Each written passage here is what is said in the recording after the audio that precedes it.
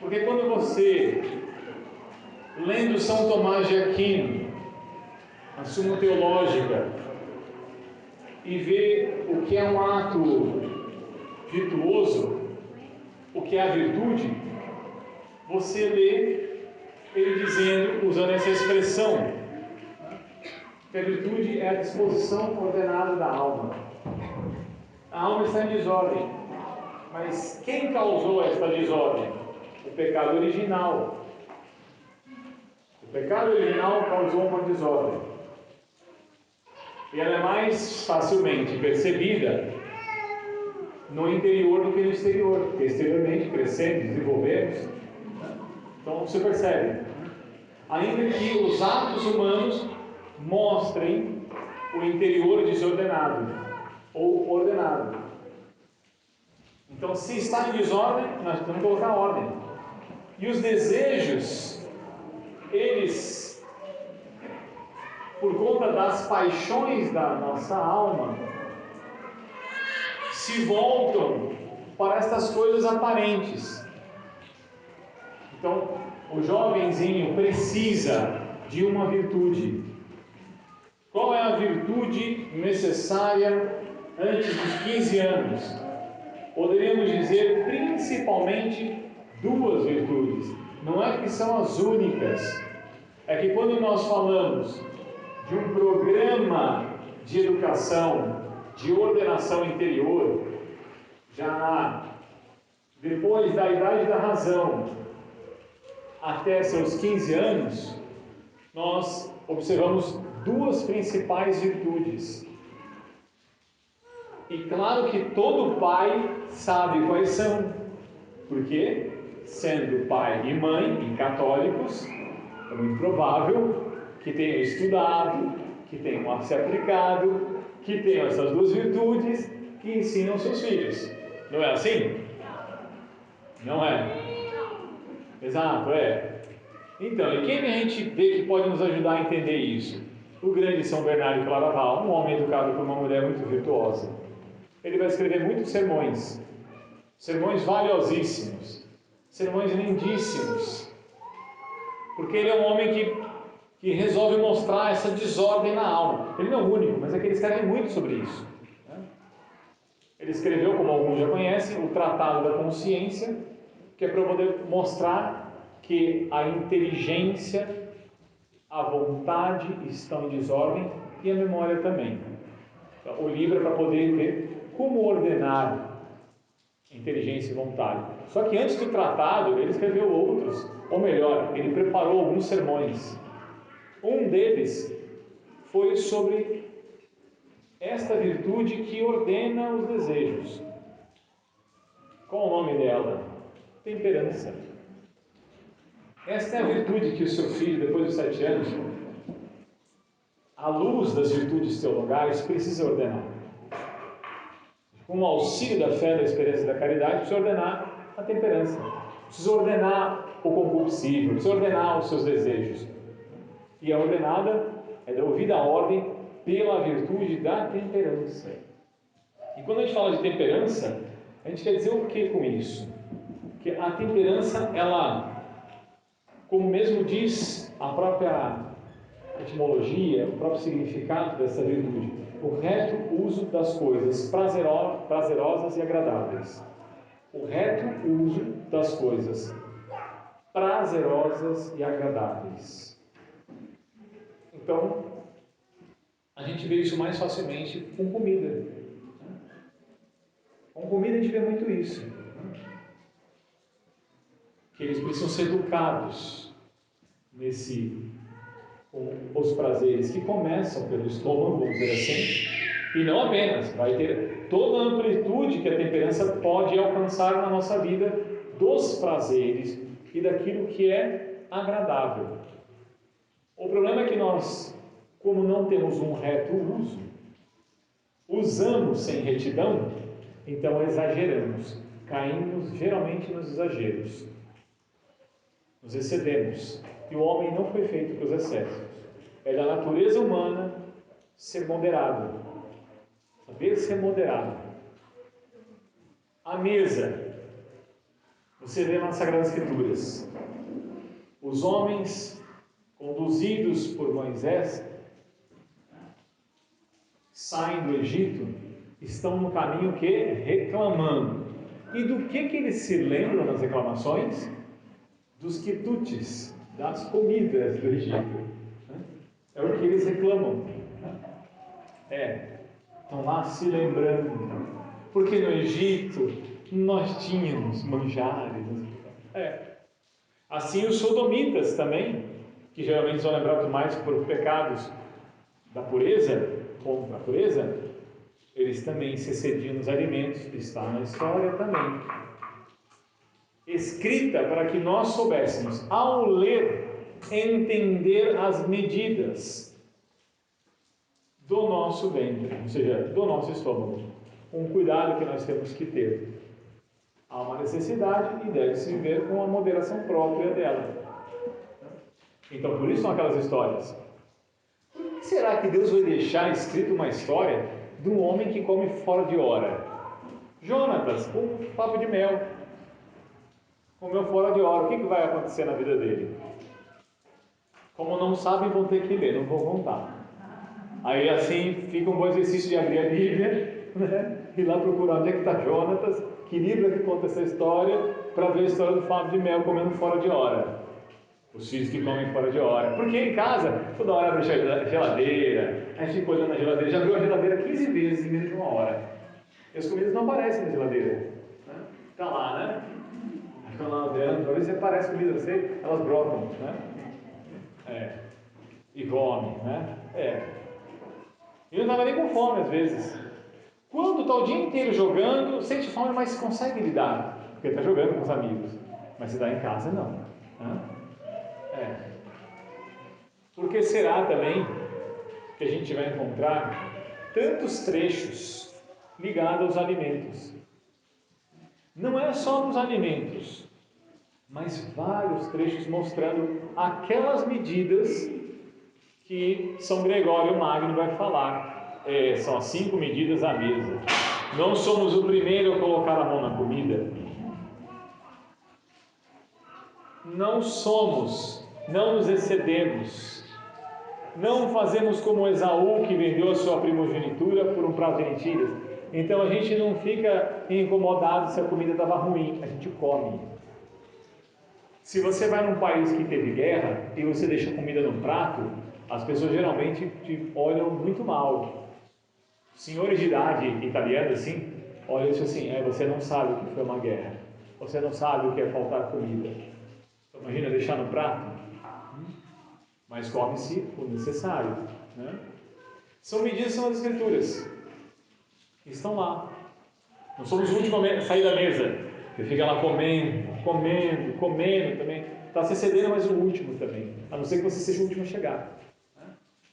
Aí tudo bem, chegou lá atrasado a situação. Não. Por isso nós rezamos antes de comer também.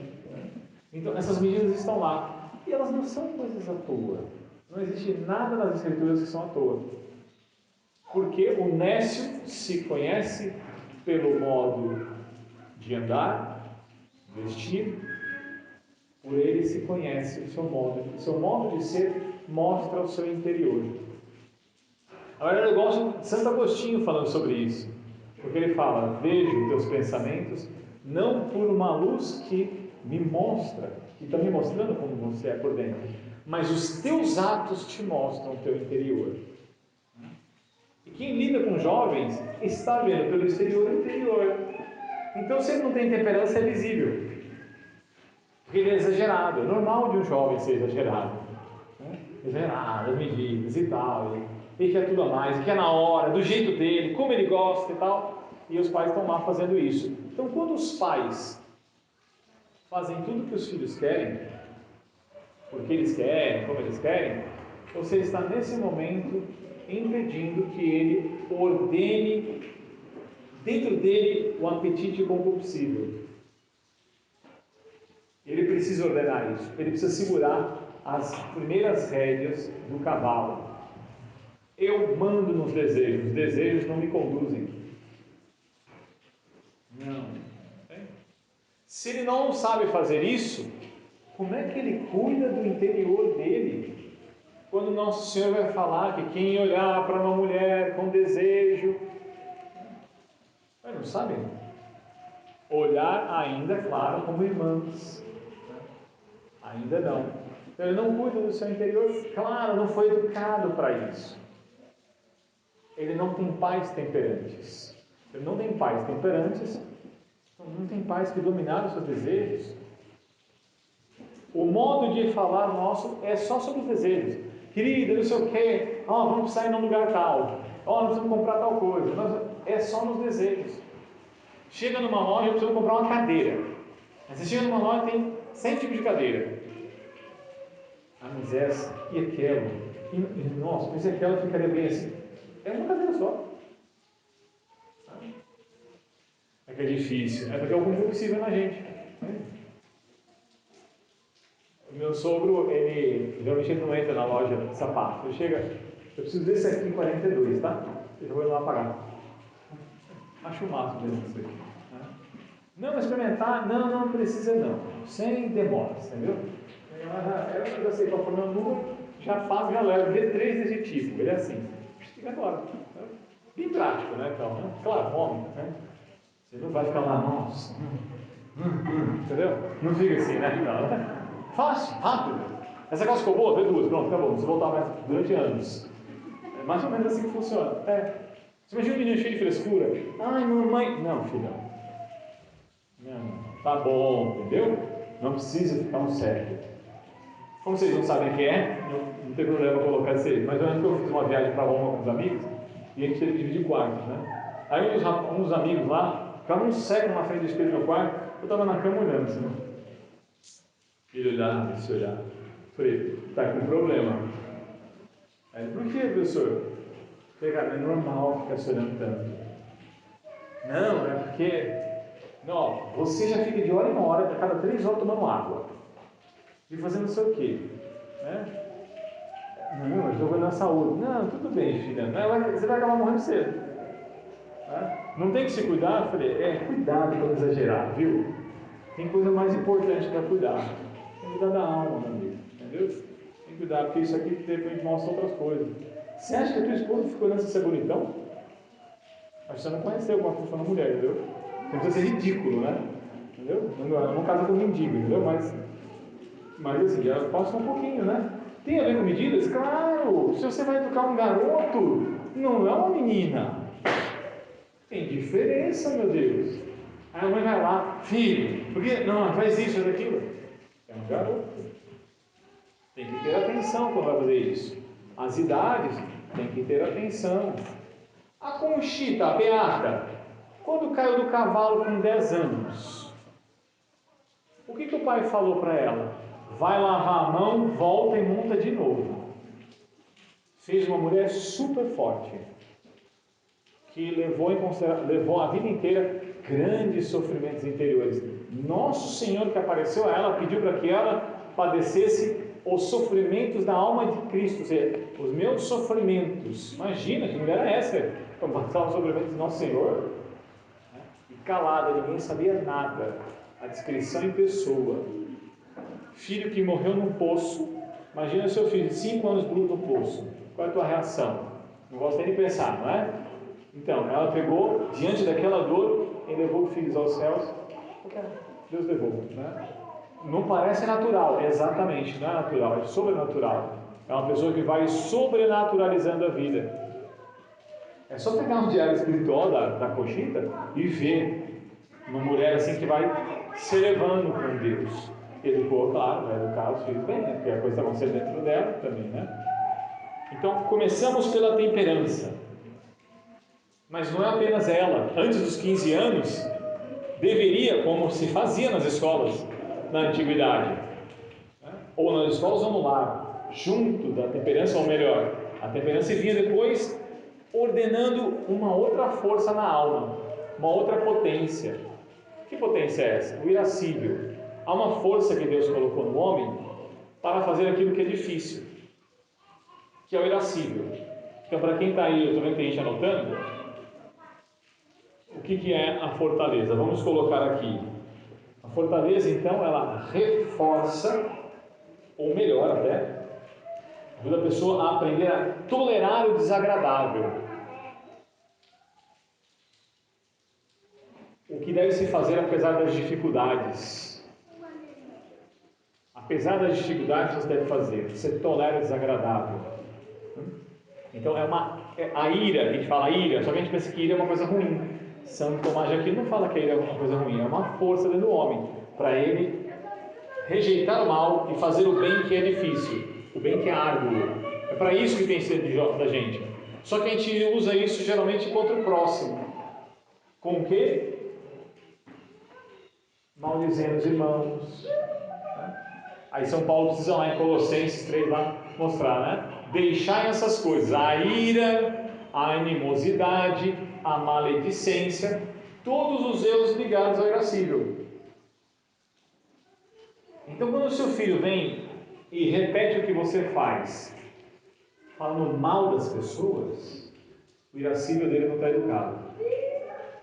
Quando você se confessa de pecados, de falar mal das pessoas, é o irascível que não estava ordenado.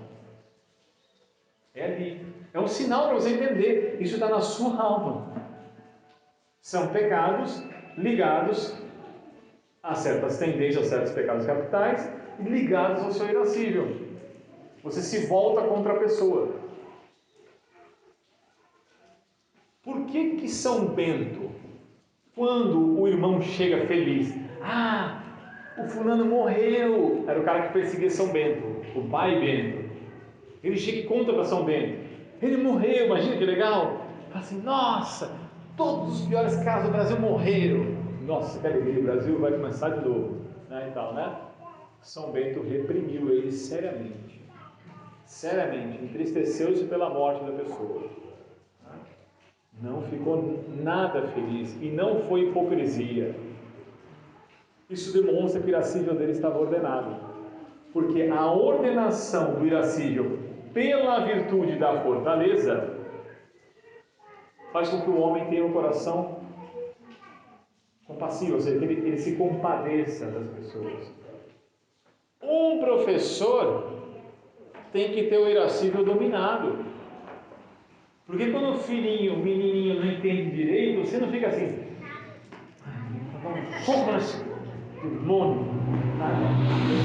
Eu já entrei numa escola estadual dando aula em que eu via duas situações. Uma é que chegaram correndo e falaram assim, meu Deus, tem um moleque lá pegando o extintor para bater nos outros. Um professor falou assim, deixa pra lá, eles se viram e tal, né? Deixa pra lá, esse é o problema, né? Então você vai lá e nossa, imagina, matando com o extintor o rapaz. E na outra situação, a situação mais comum entre os professores, né? Sai o diretor, começa a falar mal de todo mundo, né? Não, aquela mãe, né? Tem cara de boazinha, viu? Mas língua ruda. Então, fragilidade, imaturidade. Exatamente, a expressão disso. Então, os filhos têm que ver pessoas maduras. E quem é maduro? Quem dominou a si mesmo. O que é dominar a si mesmo? Dominar essas potências, o concupiscível e irascível, principalmente. Ele é uma pessoa madura. Ele não está se movendo pelas aparências. No tempo de Santa Teresa, ela era uma freira, Teresa.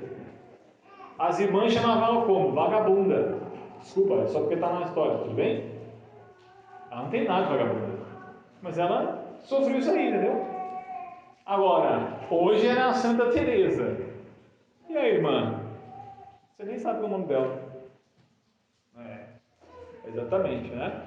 Então, vê, aquela lá não entendia ela. Ficava nas aparências. São Francisco de Assis. Gente, hoje a gente olha São Francisco de Assis de uma forma muito romântica. São Francisco andando, passarinho, e não sei o quê. Gente, só tinha ordem monástica, tá ok? Só monges. Quem inaugura a ordem mendicante é São Francisco de Assis. Então ele era um louco na rua. As pessoas olhavam assim, o que é isso aí? Está se achando? Evangelho descalço, claro. E não era gente ruim pensando mal às vezes. Era gente boa. Os santos se pegavam, você tem nas escrituras e na vida dos santos. São Pio V pegou no pé de São Filipe Neri. o santo São Filipe Neri.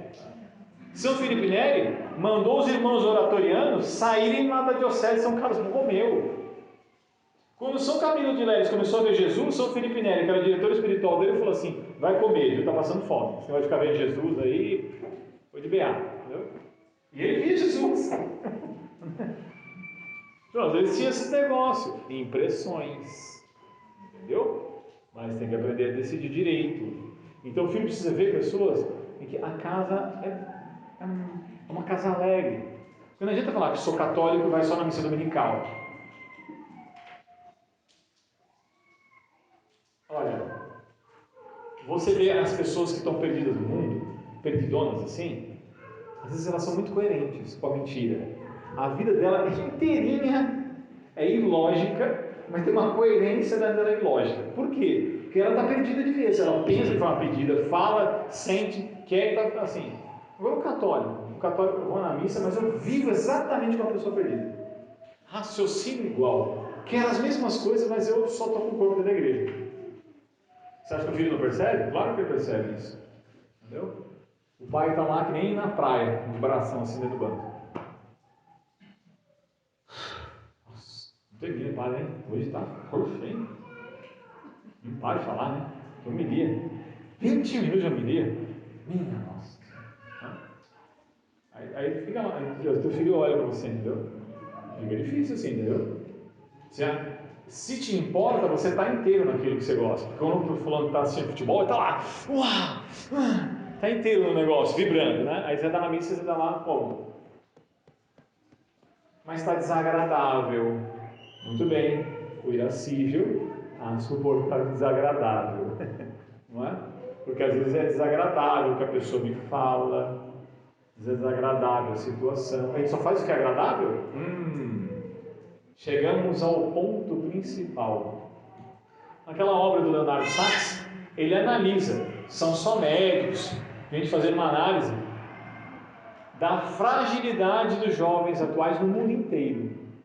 Jovens frágeis, sem força interior, porque não tiveram pais criteriosos, pais fortes, pais que ensinaram o caminho. O livro é impressionante, vai mostrando assim. Não é um livro religioso não, tá? Falando só mostrando, analisando, colocando vários exemplos reais de situações que mostravam o porquê daquela fragilidade, por que não aguentam não. Tá? Alguém aqui é farmacêutico? Farmacêutico? Não sei. Estou falando que minha esposa é. Eu lembro quando ela, uma vez fui buscar ela no trabalho dela, hoje ela não está mais trabalhando, e tinha muito jovem na fila, eu nunca tinha visto. Eu falei, nossa, mas é muito jovem. E ela trabalhava no NAPS, Núcleo de Atenção Psicossocial. Eu falei, mas é jovem demais, não me parecia ter problema. Muito antidepressivo e ansiolítico. Eu falei, sério? Sim. Aí eu lembro que ela mostrou uma pesquisa. Os maiores consumidores de ansiolíticos e antidepressivos são jovens entre os 17 e 29 anos no Brasil. E os médios mais vendidos no Brasil, mais que anticoncepcional. Aí você vai ver o fulano, 17 anos de idade. A mãe fazia tudo, o pai fazia tudo para o filhinho. Ele ouviu um não, chegou com depressão. Ele nunca tinha ouvido um não, até aquele dia que o senhor falou não. Parece exagero? Ouço isso aí constantemente. E o não é assim, é só você tirar o que é prazeroso para ele. Ele não faz nada que é desagradável. Como é que ele vai casar? Como ele vai casar? Você está fazendo um fulano imprestável para o casamento. Vamos fazer isso? Ah, eu não quero. Como você não quer? Minha mãe sempre fez o que eu quis. Como isso? Então acabou o casamento.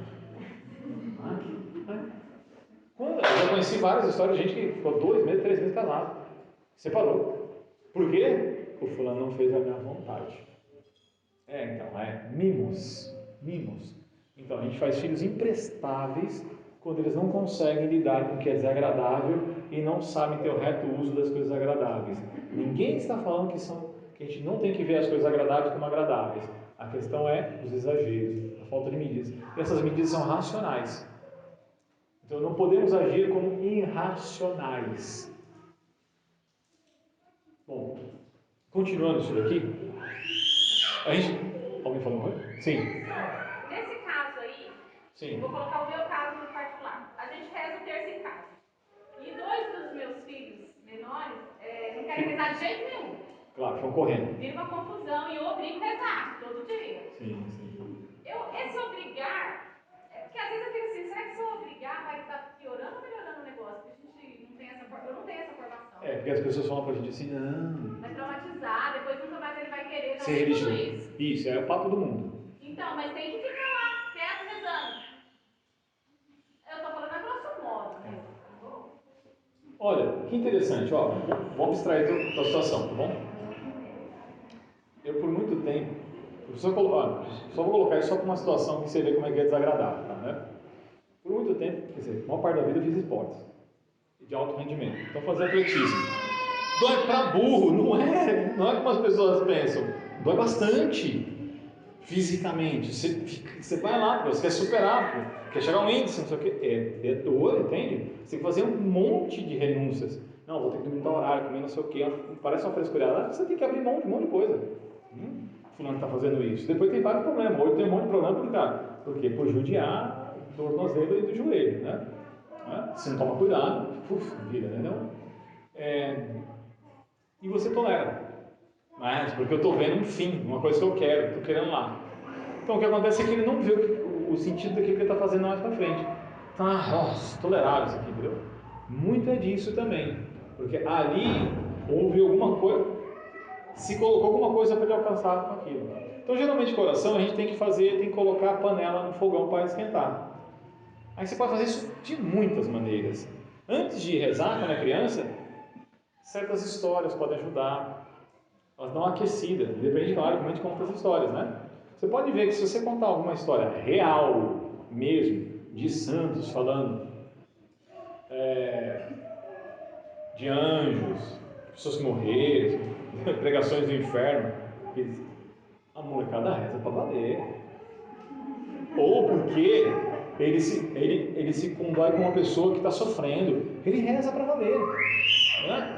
Eu me lembro, sempre conto essa história porque foi muito real. Eu cheguei, a molecada estava lá no banco lá esperando para eu contar a primeira história que ia contar do ano. Molecada grandona, um rapazinho lá que nem estivesse na praia. Né? Aí você já olha assim, jovem que nem está na praia assim, né? A primeira vontade qual é? Ligar a serra elétrica e cortar os dois braços assim. Fulano, não é assim que senta não, né? Aí você... Eu já volto. Mudei a história. Fui lá, catei um livro. Vou contar hoje para vocês a história do padre Beowulf, um dos que evangelizou o Canadá. O padre sofreu 3 horas de tortura, mártir da igreja. Comecei a contar a história. Mas era assim, o moleque estava assim, aí ele parou. Então, você vê que, nossa, contando o padre, escalpelando o padre, e quem conta são aqueles que assistiram, né? Tudo que aconteceu com o padre até a hora da morte do padre, né? Tortura para valer, né? E contando isso, porque os mártires, é sempre contada as histórias dos mártires para os próprios católicos. O sangue dos mártires é semente de novos católicos, né? Muito bem, e contando para ele. Depois que contei a história, eu falei, olha, tem um padre amigo meu que mora na faixa de Gaza, e está numa situação agora dramática e tal. Contei para ele, falei, vamos rezar pelo padre? Virei para ajoelhar para rezar. Pum! Olhei para baixo, a molecada, ela foi com o joelho assim, como se fosse um imã. Pá, no chão. Mas com fé, sabe? Mesmo assim. Aí conforme eu fui contando várias histórias de Marte, assim, não ajuda esse negócio, entendeu? Então só Marte nos garotões, entendeu? Toma, para ver o que é homem de verdade, né? Não falando que vai bater no outro, é o cara que entrega a vida, né? Que força que tem que ter isso? Você vê que vai arrumando dentro, né? Nossa, como é que um cara é levado por 800 quilômetros, São Paulo, Nick, no Japão, para ensinar para todo mundo tudo que aconteceu na vida dele só para martirizar, para ensinar para todo mundo não ser católico. Você vê que o Japão ficou sem padre nenhum por 100 anos e eles se mantiveram católicos. Isso era dramático aconteceu no Japão, real. Você imagina 100 anos no Brasil sem padres, o que seria? Acabou, não tem sacramento. O cheiro sem negócio de se confessar, como é que seria? Né? Como é que o povo lá se mantendo com fé? dos evangelizadores do Canadá, índios evangelizados, né? E depois encontrados, mas vocês ficaram tanto tempo sem padres, e como você se manteve, história real, tá? Contada história assim que a gente contava para os jovens, um deles falando, o Senhor nos deixou um crucifixo de metal, e eu olhava todo dia para eles e aprendia aquilo que o Senhor falou. Eu não posso fazer isso, porque olha o que ele fez para mim. E por 20 anos assim permaneci sem nenhum pecado mortal. Como é que é? E eu tenho missa diária, confissão diária, eu falo isso para os jovens, eles... Imagina, na nossa escola, missa diária, falar para eles. Bênção do Santíssimo, confissão, e nós não aproveitamos os sacramentos, eles não tinham sacramento, a gente ficou 20 anos sem sacramentos. Imaginou como é que é isso? Então você imagina isso daqui colocado. Então a historinha ajuda muito, aí vai rezar melhor depois, entendeu? Porque filho assim, quando começa a rezar parece que está possuído, é normal. Está andando felizão, chegou naquela porta da igreja, ele muda dentro da igreja. Tem moleque que muda quando ele entra na igreja. Ele estava feliz com a mãe andando. Não. Sabe por quê? Porque quando ele era criancinha e ele chorava, querido, você fica em casa com ele, eu vou à missa, depois te troca. Mas professor, não dá, meu filho, ele dentro da missa, né, fica perto da porta da entrada. Ou faz que nem Madalena. Madalena sensibilizou o filho. Como é que ela fazia? Todos os dias ia fazer uma visita. Olha, é difícil na época, hein? Ia fazer uma visita ao Santíssimo, ia lá, entrava na igreja, entendeu? Ele acostumava, porque ele via, ele está lá vendo. Ah, estou na igreja. Tem costume. Costume. Se tem costume, está vendo sempre. É hábito. Então começa a mudar a coisa. Então você vai uma vez na semana, entra na igreja, é tão legal jogar, brincar. E tem uma hora da semana chata. Por quê? Porque eu não sei fazer nada além de me meter na igreja sem explicar para ele nada. Muita gente não sabe nada por que faz dentro da igreja. Vamos lá. Começou a mim. Falando do Pai, do Filho e do Espírito Santo também. O Senhor esteja convosco, está no meio de nós. Está procurando eles? Não consegue olhar para mim, pausar? Não estou brincando. Estou falando coisa séria. Teu filho não vê se você está distraidão. Porque tua expressão é de gente distraída. Então, precisa aquecer o negócio. Vocês precisam ajudando a entender. Entende? E olha, sem brincadeira. Você pega assim, o filho está... Conta uma história assim, né? Por que as pessoas gostam do Padre Pio? O filme do Padre Pio ficou famoso. Porque tinha um cachorro na história que é o demônio. Vê como é que a criançada quando... Eles param assim. É a conversa deles sobre isso. Eles sonham com isso. Mamãe, o cachorro está me perseguindo. Eu perdi a conta quando falam isso. Aí vem o bobo assim. Essa coisa da Idade Média. Parabéns. Está ótimo. João Paulo II fala as duas coisas que ele conseguiu. Que você não acreditasse mais que existe inferno e que o demônio existe. Isso. Então, para que você está lutando nessa vida? Realmente, relaxa e passa aí e tal. E espera só, né, até chegar um negócio. Então, claro que ele vai precisar aprender direito, entendeu? Existe o mal? Claro que existe. Está lá nas Escrituras o tempo todo, no Evangelho de São Mateus, à direita, à esquerda, Nosso Senhor falando. É Ele que mais fala disso. E eles precisam dessas virtudes para poder vencer. Depois dos 15 anos, eles precisam ter outra virtude. Ou melhor, aos 15 anos eles já têm condições de, naquele lar ordenado, começar a adquirir a virtude da justiça, que ordena a vontade, que é bem difícil. Levam anos para isso. Muito tempo para isso.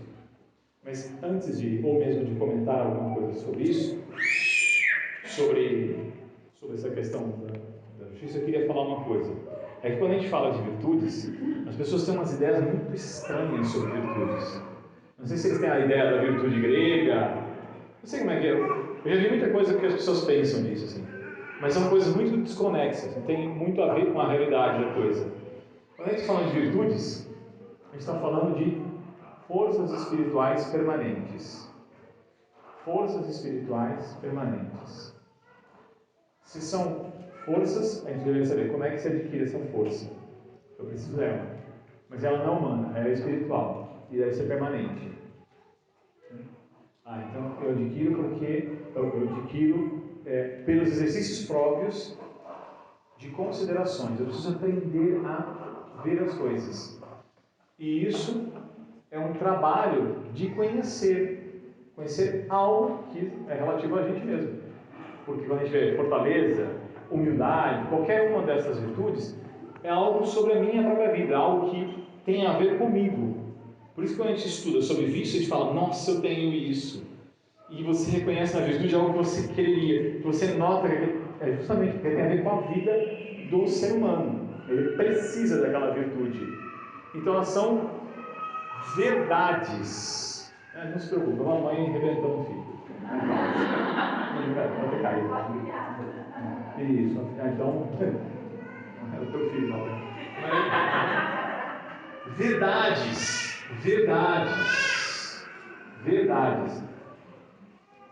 Falta muito essa coisa de ensinar como o jovem vai aprender a adquirir verdades. Porque quando você vê uma verdade, a coisa muda para você. Ela muda. Porque eu não conhecia a verdade. De repente, algo que eu, depois de buscar, ou me foi apresentado de tal modo que eu mudei. Assim a gente lê as Escrituras e a gente vê muitas pessoas que mudaram depois que conheceram a verdade encarnada, Cristo. Então elas mudaram. Tem um contato. Os convertidos. Você imagina lá um judeu, que na verdade era bem ateu, né? Que foi Ratisbonne, uma família de banqueiros. Estava lá com um padre em Roma, só por respeito humano com o padre, tinha uma certa amizade. O padre foi lá preparar uma coisa para a missa para uma pessoa que tinha morrido. E aí o padre se demora e ele resolve entrar na igreja. Ele não estava procurando praticar fé nenhuma, tá bom? No caso dele aconteceu uma graça extraordinária. Ele entrou no altar, o segundo altar à esquerda, altar que era de São Miguel Arcanjo. Aí ele está olhando, entrando na igreja católica e tal. Nossa Senhora aparece para ele. Cai de joelho. Olha, já bem cair, mas ele vai e ele coloca de joelho. O padre encontra ele assim. Vai lá, ele ficou horas sem conseguir falar. Depois, quando perguntado, não, questão de crer, ele falou assim, entendi tudo em um segundo. É uma história muito incrível. Quando eu estive em Roma, entrei nessa igreja, tem lá, a igreja foi reorientada, porque a igreja está nesse sentido, e o altar agora principal é onde aconteceu a conversão de Ratisbonne. Foi deserdado pelos pais. Coisa foi terrível na vida dele. Porque a pior coisa para um judeu é um filho, alguém se tornar católico. Vocês não sabem o que é isso. Pode virar qualquer coisa. Macumbeiro, católico não. Um judeu verdadeiro, São Paulo é o maior herege do verdadeiro judeu. É tido assim, né? Nossa, diogeniza São Paulo, Nosso Senhor. Então ele ter se convertido e ele fez uma ordem para converter os judeus. Imagina que legal ainda. Não só apanhou na vida, como vai apanhar a vida inteira. Que ele fez os padres de Sion. Mas aconteceu algo que mudou a vida dele inteira. Ele viu algo que foi muito forte e ele mudou. Ele mudou, presta atenção nisso. Ele viu algo que todo o seu modo de ser, de pensar, de buscar esse relacionamento, tudo mudou. Quando a gente ensina o mandamento para os filhos, a gente tem que tomar um cuidado. Que não pareça para ele que é um comportamento externo. Que a gente se porta só diante das situações. Porque os mandamentos são o quê? São os atos de relacionamento com Deus e com o próximo. E esse relacionamento nasce de uma verdade. Então ele precisa ver a verdade por trás de quem pratica os mandamentos. Porque se procura praticar os mandamentos por amor a uma pessoa, a Deus. Então precisa conhecer. Geralmente as pessoas viram moralistas, puritanos, chatos com os outros, como o pessoal fala. Por quê? Porque ele só aprendeu a parte moral e sem as verdades eternas. Então ele não entende nada que está sendo feito. Tem um monte de gente que vai na missa, ele fica lá julgando as outras, a roupa do outro, ou ri, essa mão está assim, está assada e tal, ele não está amando internamente, ele não está aproveitando a Santa Missa. Então, eu não sei a verdade que está ali. Então, não faz parte do meu modo de raciocinar. Eu não percebi isso com o intelecto. Então, aqui, quando a gente fala de virtudes, essa é a parte mais importante. Porque elas são um ato bem próprio do intelecto, de quem tem inteligência. Um cachorro não pratica virtude. Qualquer animal não pratica virtude, só um ser humano. Ele precisa então inteligir a coisa. Ah, olha, percebi isso daqui, realmente. Eu não sou assim, eu deveria ser deste modo, porque eu gastei tempo considerando. O São Luís não, Frei Luís de Granada, para ensinar uma pessoa vaidosa, ele fica vários trechos da Bíblia para poder mostrar assim: olha, a pessoa soberba ou muito vaidosa, ela não agrada a Deus, porque Deus se agrada dos humildes. Ela não agrada os humildes, porque os humildes repelem as pessoas arrogantes. Ela não agrada os soberbos, porque você está roubando o lugar dele. Os soberbos também não se agradam, eles não se aguentam. Ele só agrada a uma pessoa, na verdade, a um anjo, é um anjo mau. Ele gasta muito tempo do texto para poder tentar ajudar a pessoa a ver assim: olha como é feio ser mau, é como buscar a si mesmo, lhe faz mal, só que você vai ajudando ele a pensar. Assim eram as catequeses. Um menino jovem estava lá, aí levantando, olha, ele ia tecendo e ia fazendo ele aprender a fazer considerações, até o momento que brilhasse na cabeça dele uma verdade. Aquela verdade relativa àquela virtude, a humildade, a temperança, qualquer uma das virtudes necessárias que a gente que deveríamos estudar. Mas vamos sair dessa parte de virtudes e vamos entrar assim em algumas coisas muito concretas do dia a dia com os filhos aqui. A gente viu a vida de alguns santos, vimos a questão da decisão, depois a gente amarra isso daqui e vamos ver assim os filhos hoje em dia bem estragados, né? Porque às vezes o pai fala assim: estou abafando. Então tá bom, eu acho que a gente tem que ser bem realista, né? A senhora mesmo, quem foi que me disse aqui?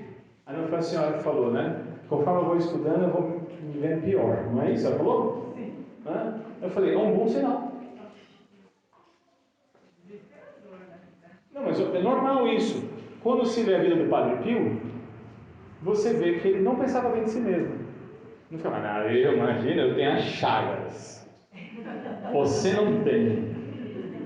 Jesus apareceu para mim e não para você. A Santa Margarida Maria Lacal, que viu o coração de Jesus.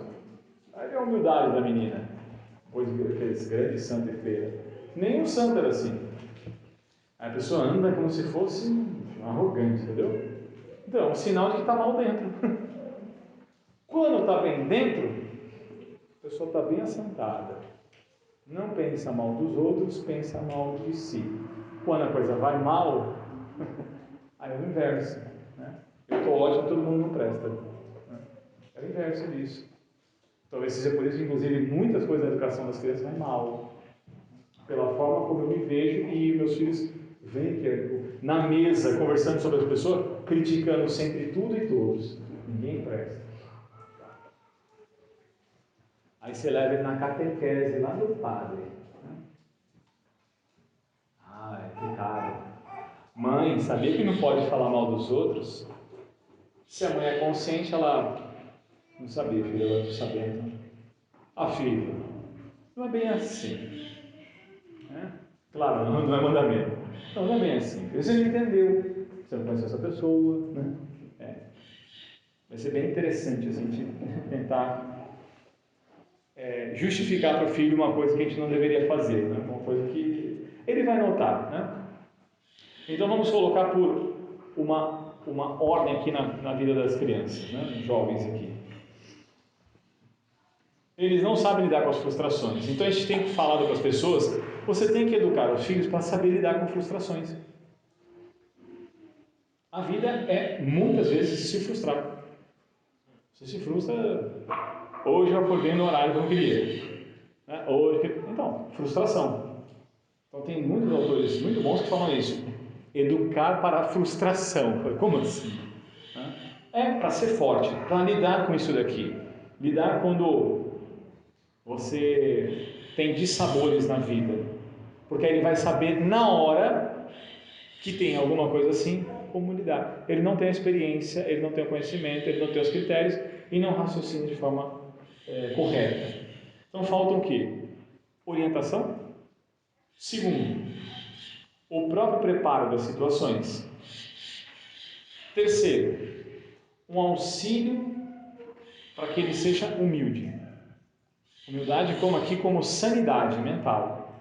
Ajuda a ver o que é humildade, a necessidade, porque Deus se agrada dos humildes. Então, puxa, o que é humildade? Precisa entender isso melhor.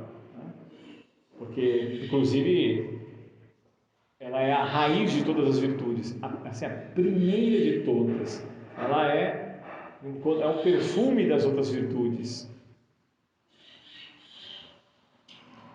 Preciso formar um hábito no filho de autonegação. Isso aqui eu acho que algumas vezes até não entendem ou dói. Como assim autonegação? Isso mesmo, porque Jesus é quem fala isso. Para me seguir, você tem que fazer o quê? Renuncia a si mesmo. Mas a pessoa tem um psicólogo na internet que ele vira e fala: não, você tem que se reconhecer. É contrário ao Evangelho, interessante. Aí você vê com quem que você quer ficar. É mais ou menos assim mesmo. Jesus fala: renuncia, te ensinar a renunciar para ser forte. E esse renunciar não é somente uma vontade, é uma forma de raciocinar. Que às vezes é muito difícil no dia a dia. E eu não estou falando que é ser bobo não, viu? Às vezes a gente tem que renunciar, não na frente dos demais, não ter receio de passar vergonha. Precisa renunciar ou não a coisa de fazer isso. Imagina quantas vezes viajei, o estado que eu mais viajei foi o Paraná. Mais de todo o país, Paraná rodando de fio a pavio, para todos os lados, contra a ideologia de gênero. Ninguém tinha ouvido falar dessa palavra, viu? Na verdade, isso aqui, gênero. Está ali, ó, o primeiro livro publicado no Brasil contra o gênero foi o que escrevi. Isso é realidade. Você pode ver a data da obra, um dia político, já para, não tinha ninguém. Porque eu trouxe ao Brasil um argentino, Jorge Scala, traduziu o livro dele, publiquei, ninguém conhecia o negócio. Então você imagina como era um lugar quando eu chegava para falar de gênero. As pessoas faziam umas caras. E era difícil, não era fácil. Aqui eu falo para pais, de uma maneira eu gosto, tá? A maior parte das pessoas não gostava. Olhava assim. Imagina que você chegar no aeroporto, eu fiz um vídeo que teve porque o pessoal começou a compartilhar um dos vídeos. E aí não sei, foram 3 dias, teve 20 milhões de visualizações. Cheguei no aeroporto, o cara me olhando. Eu vou pegar a mala. Desculpa, você fez um vídeo sobre gênero? Aí você já não passa um para trás para saber se deu uma porrada, né? Você olha, não? Sim, fui eu. Cara, parabéns, isso que ela. Ok, esse aí. Mas estava lá em Guarulhos, e a mulher, você fez sobre o gênero? Você é um idiota, não sei o que tal. Legal. Tudo bem. Você quer entender a razão ou só é xingar? Então beleza. Então tá bom. Entendi. Que nem criança animada. Tá bom. Então, se você não. Estou lá no meio da palestra em Rondonópolis, Mato Grosso, estou falando, eu levanto um cara. Você está falando um monte de groselha. Desse jeito. Eu fiz doutorado em gênero. Eu falei, fritou. Eu estudei o assunto, mas o cara fez doutorado. Vai ser interessante. Aí ele começou a zombar. Falei, você queria falar, explicar, agora ficou zombando, perdeu. Eu não sabia nem o que é um debate e tal. Eu falei, tá bom. Eu falei, tá bom, senhor, então nada disso existe. Então vai, tem internet aqui? Então vamos lá, vamos abrir um negócio e comecei a mostrar. Aí caiu no ridículo na frente de todo mundo, o pessoal levantou, não sei o quê. Eu agradeço muito a esse senhor, porque o pessoal não estava tão motivado assim, acabou todo mundo para a Câmara no dia seguinte, e a gente venceu a ideologia de gênero em Rondonópolis graças àquele senhor que se levantou para falar bobagem, né? Mas assim, aí você tem que saber passar vergonha. Que vergonha? Tem vergonha de falar a verdade? Quando você não está na frente de pessoas que estão concordando, é difícil? Não é muito fácil, né? Um jovem não tem que fazer isso na frente dos fulanos que de repente estão tentando induzi-lo a algum erro? Você tem que ir lá e manter? Não, é verdade isso daqui. Não estou agredindo ninguém, mas a gente tem que manter a verdade da coisa. Como é que é isso? Estou no meio de uma palestra, no Paraná, em Curitiba. Fui convidado para um evento na PUC. Sento do lado do professor, não sabia quem era, não foi nada do evento. Tá, estou lá sentado, o cara começa a falar, precisamos rediscutir o conceito de pessoa. Aí eu olhei para ele, foi todo mundo, foi olhando assim. Porque a minha filha, não sei quantos meses não vejo, nem me envolvimento direito. O meu cachorro, eu posso sair de casa, eu volto, e ele me trata com aquela alegria. E se pessoa tem a ver com relação, eu me relaciono mais com o meu cachorro. Quem disse cachorro na pessoa? Eu olhei e falei, calma. Agora cachorro é parte do processo. Calma, tio. Sou de filosofia? Vamos ter que conceituar qualquer pessoa, né? Não, eu não fiz isso. Eu não desmereci o fulano. Eu só fiz o quê? Ok, peguei e saí do evento. Não, senhor vai? Embora. Eu não sabia o que tinha sido chamado. Você está fazendo isso para alguém te pedir? Não, professor, então. Mas você sabia que ele pensava isso? É que eu não posso concordar com isso. Não tem sentido, lógico, entendeu? Mas, professor, não, tudo bem, se você quiser pensar mal de mim, não tem problema, mas eu não tenho condições de ficar, porque é que vaca não tem crise existencial, não faz faculdade, vaca não tira habilitação, entendeu? Como é que vaca vira pessoa? Como é que cachorro tem isso, filho? Ele não tem inteligência nem vontade. Ele tem vontade, não, filho, é diferente. Ele tem, não é vontade superior como potência, tá? Não, isso é outra coisa. Isso não é religião, isso é Aristóteles.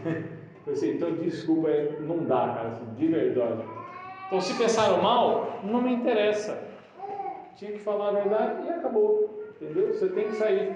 Então, se a gente não faz com que ele saiba lidar com estas coisas, ele não vai lidar com essas, às vezes, dificuldades que a gente pode sentir. Quando o cara falou, sou doutor em gênero, eu senti um frio na barriga. Eu falei, ai, né? Entendeu? Não vai ser bem fácil, né, tá? Né?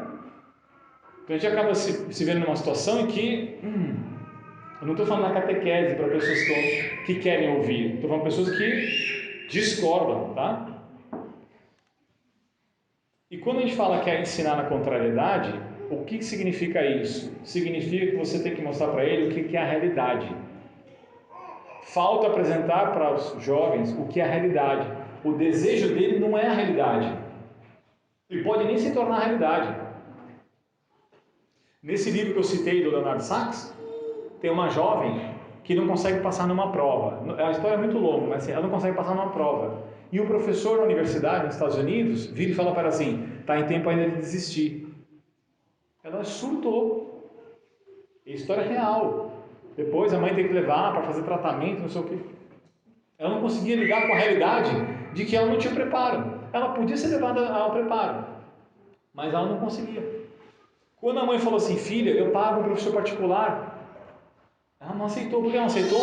Porque ela foi levada durante toda a sua vida até a universidade como se assim, ela é a mais inteligente da turma, você é incrível, você faz isso, você é melhor. Aí de repente ela se deparou com uma situação em que ela não era melhor. Ela não sabia o que fazer com aquilo. Incrível que pareça. Tá? Muitos. E os garotinhos que estão jogando aí Free Fire, um joguinho aí na internet, virou uma febre esse negócio, serão assim, viu? Eles não vão conseguir lidar com a realidade de se relacionar com as pessoas, porque eles só ficam no mundo virtual. Chegarão ao quê? Vamos colocar aqui umas consequências um pouco dramáticas. Eu sempre anoto isso daqui para poder falar, porque às vezes a gente não pensa o que pode acontecer com os filhos se eles continuarem neste caminho. Você tem que perceber quando ele reagir assim. É sinal de que tem alguma coisa errada na educação do seu filho em casa.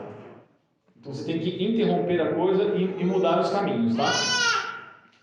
Bom, quando a gente está deixando de lado a educação dos nossos filhos, a gente começa a perder aquilo que é o mais importante de um pai e de uma mãe. E alguém saberia me dizer ponto principal que o pai e a mãe precisam ter dentro de casa com os seus filhos? Quem está no curso não vale, né? Hã? Perfeito, senhora. Muito bem, autoridade. As pessoas detestam essa palavra hoje em dia. Se falar autoridade, as pessoas têm um medo disso daí, né? Só que elas entendem a autoridade do errado, como uma pessoa que só manda. Né? É para o bem do filho a autoridade da mãe. É para o bem dele, é só para isso. Né? Aí você rebaixa-se num grau de semelhança como se fossem de amigos. Lá no século IV, Santo Agostinho, ele conceituou que era autoridade. Serviço. Emanação de virtudes. Isso é autoridade. Isso é uma verdadeira autoridade.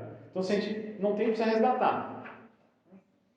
Se a gente joga fora isso daqui, inclusive os pais, às vezes eles se sabotam um com o outro na frente dos filhos. Quando eles brigam na frente dos filhos. Né?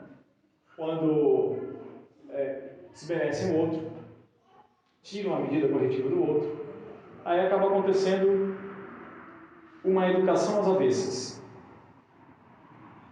A gente pega a autoridade e aí acabamos caindo em qualquer coisa, porque ele perdeu a referência do lar.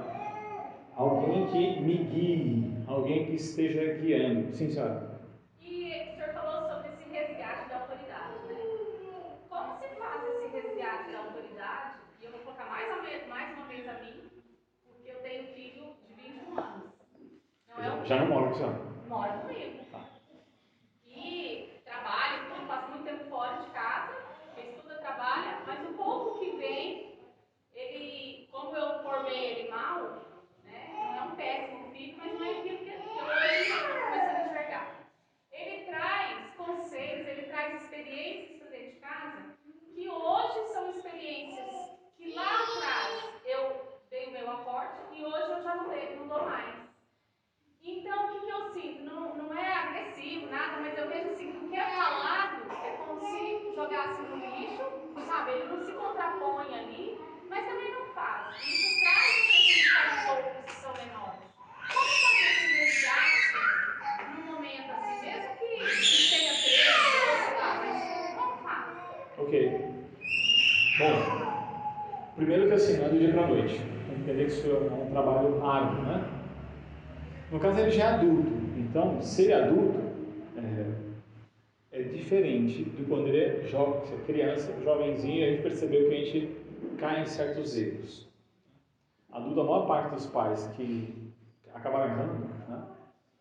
Tem um santo, eu lembro só do primeiro nome dele. A mãe dele, depois, quando ele está adulto, ela está lá corrigindo, mostrando para ele assim, olha, tudo que eu fiz errado. A Santa Mônica, ela não fez errado, só que ela tinha um problema dentro de casa, era o pai. Patrício, pai de Santo Agostinho. Aí é um exemplo claro de que ele não tinha autoridade, que ele movia as paixões do filho. Ele queria fazer Agostinho um homem muito eloquente. A Mônica não. A Mônica é o exemplo da igreja e Patrício é o exemplo do homem mundano. Claramente, essas duas educações convivem na vida de casa. Viu como era forte na vida de Santo Agostinho aquilo. Santo Agostinho se deve muito, não pela busca da verdade, claro, e porque ele encontrou um homem assim também, que ele foi só aprender a retórica e começou a ver o conteúdo que ele falava, então ele tinha uma força. Mas é claro que tinha uma mãe rezando muito, né? Rezando muito, fazendo muita penitência. Né? Aqui, esse detalhe ele não é pequeno. Inclusive o próprio Santo Agostinho escreve isso. Você quer que Deus atenda a sua oração? Lhe dê duas asas, né? Para atender a oração. Penitência, no sentido de a gente vai fazer todo tipo de penitência, fala jejum, inclusive ele fala isso, jejum e esmola. Você deu os dois. Deus, ele vê o incômodo que essa pessoa está fazendo consigo mesmo por conta de alguém. Vários santos fizeram isso. Santo Inácio de Loyola, ele fez muita penitência para converter São Francisco Xavier, amigo dele, que era um fulano que queria ser importante na vida.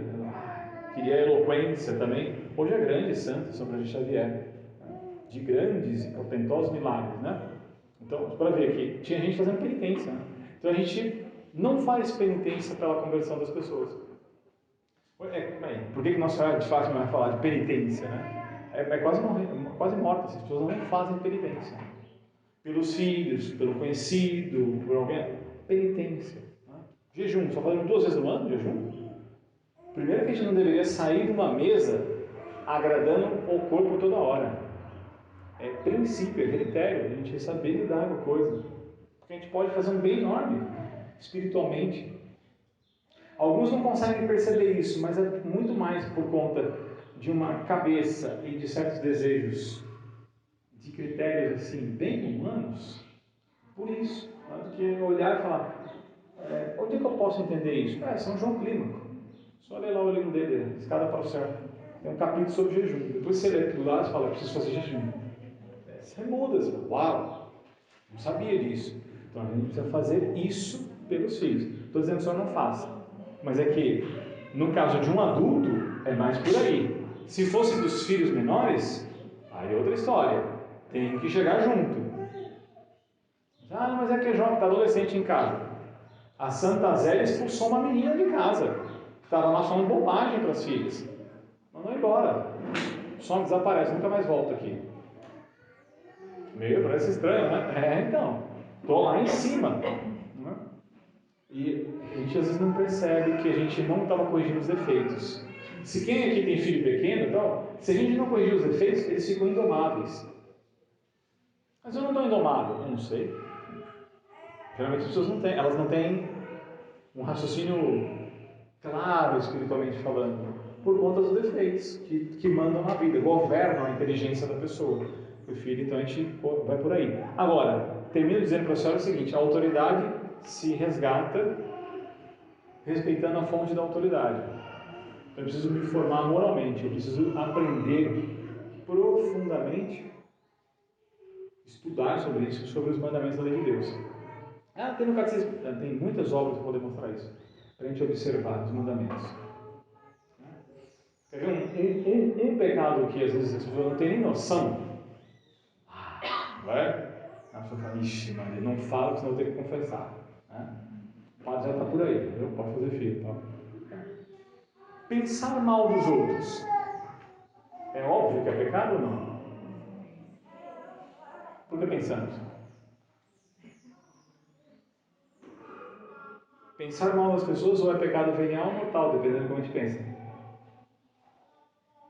Não tem classes de pensamentos maus para com as pessoas que não sejam pecados. Eles são veniais ou mortais. Ninguém está notando, né? Então, é a realidade humana, só o que você está vendo, né? Te dá força interior não cair nisso? Claro que sim. Mas como é que você para isso? A gente pensa nos outros porque a gente não aprendeu ao que a gente deve pensar. Como é que a gente forma o nosso interior? Como a gente... Eu só estou lendo bobagem, ou eu não leio nada, então meu interior vai ser assim. Todo bagunçado. Se eu quero mudar aqui, eu tenho que fazer alguma coisa que vá mudar meu interior. Então eu tenho que gastar tempo dentro. Então, gente, olha, eu não era católico de berço. Primeira coisa que um padre, que eu fui conversar, que eu falei para ele, o que eu faço? Um padre velho, assim, né? Assim, você vai ler o Novo Testamento. Ok. Aí eu li o Novo Testamento por um ano. Chegou lá no final, já li, padre, eu ia dando claro, né? Dava um retorno para ele. Vai ler de novo, no segundo ano. Beleza. Passou um tempo e tal. Padre, e agora? Vai ler de novo. Falei, nossa, desculpa perguntar. No terceiro ano, eu leio, tranquilo, o que eu estou falando, eu vou seguir e tal. Quanto tempo eu vou fazer isso? 7 anos. Para quê? Depois que você passar os 7 anos, você vai ver como você vai raciocinar diferente. A palavra vai ficar muito viva na sua memória, na sua imaginação, no seu interior. Porque a Nossa Senhora guardava a palavra no seu interior. Porque Santo Antônio de Pádua tinha as escrituras de cor. E assim, muitos próximos de Santo Antônio de Pádua naquele período. Pablo em 16 vai falar de rezar com salmos. Nossa Senhora entrega o terço, sabe por quê? Por que Nossa Senhora entrega o terço? Ela entrega por conta de um fato que ocorreu histórico. As pessoas pararam de guardar de memória os salmos, que eram rezados de memória. Se ensinavam os meninos nos mosteiros. E todas as pessoas sabiam os salmos de memória. Isso era comum, isso era histórico. Salmo, 150 salmos, 150 Ave Marias. E ali tinha muita coisa. Aí pararam com isso. Aí vai lá e pronto. Inclusive tinham obras antigas explicando sobre isso. Porque se rezavam os salmos. Quem reza os salmos hoje? Freiras e padres. Alguns leigos consagrados. Porque você está lá, reza o ofício, para aqueles horários, porque os judeus paravam, os apóstolos paravam os horários para rezar. E usavam os salmos. Olha só. Então você tem a coisa que pula no seu coração, aquelas ideias. Às vezes você não está fazendo força nenhuma. Vem tchuf, pula. Né? Te vem à mente. No nosso caso só vem o quê? Os nossos pensamentos são frutos de um monte de coisa que a gente está vendo ao longo do dia. Aí fica pulando na cabeça. Então o interior não tem força, porque a gente não está cultivando como um atleta. Né? Cultivando, gastando tempo. Né? Aí aquilo está à frente. E no caso com a criança precisa bastante. Muito mesmo. Né? Tem um santo educador chamado São José de Calazans. Ele faz um comentário bem valioso para a gente disso aqui. Né? Deixa eu só colocar aqui para que vejam como nós precisamos disso. Ele fala assim, entendeu? Instruir a infância e a mocidade nas ciências cristãs é exercer um nobre apostolado. O espírito da criança não tem sido formado por esse espírito cristão, que é um espírito de ordem, da virtude, do temor de Deus. Trabalhar pela recristianização da escola é, pois, nosso dever. Trabalhar na escola e pela escola é obra de apóstolo, que terá recompensa na proporção de 100 por 1. Por quê? Porque você está fazendo isso por quê? Por causa de um apostolado. A educação humana é uma obra divina, é a formação, tomar a forma. Vocês vieram participar de uma formação, de certo sentido, tomar uma forma, receber uma forma mental, intelectual. Qualquer formação deveria ser isso. Elas podem ser deformações, uma má formação, ou pode dar uma boa formação. Uma forma própria de um ser humano, com tudo que concerne o ser humano. Aí eu tenho que olhar para o meu filho e ver se a forma dele está de acordo com uma verdadeira forma. A frase que eu gravei hoje, um vídeo para o pessoal lá de Teresina, de Dom Bosco, era aquela assim que Dom Bosco fala assim: o educador esteja alerta para retificar, corrigir em si, né, corrigir seus atos, suas palavras, suas expressões que estejam em desacordo com a educação cristã. Ele tem que olhar e ver, está em desacordo, meu modo de ser não está de acordo com o que é a educação humana. Eu faço bem um vaso na medida que eu observo bem esse vaso. Eu vou fazer bem a educação de uma criança na medida que eu tenho isso muito claro. Pai e mãe têm que ter muito claro o que está fazendo. Perguntas para os senhores, né? Vocês têm que fazer isso para si mesmo, né? Eu tenho muito claro o que eu estou fazendo com meus filhos? Estou fazendo isso? Ou é só uma convivência gostosa? Que é muito bom, claro. Né? O que é ser família? O que é educar uma criança? O que é que eu devo fazer? Perguntas que todos nós temos que fazer. Nós seremos cobrados no dia da nossa morte, de São João Crisóstomo. Nós vamos prestar contas da educação dos nossos filhos. Cada um de nós. Querendo vocês ou não, o que eu estou falando aqui, desacordo, não tem problema. Quando você morrer, você vai responder pela sua família. Como você foi como esposo, como você foi como pai.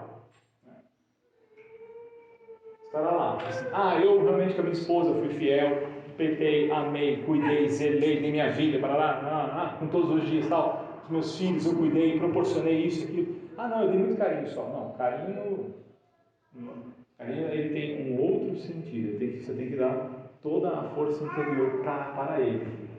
Por isso, inclusive, que a gente está tentando fazer isso aqui, né? Essa escola, né? Para poder ajudar os pais, né?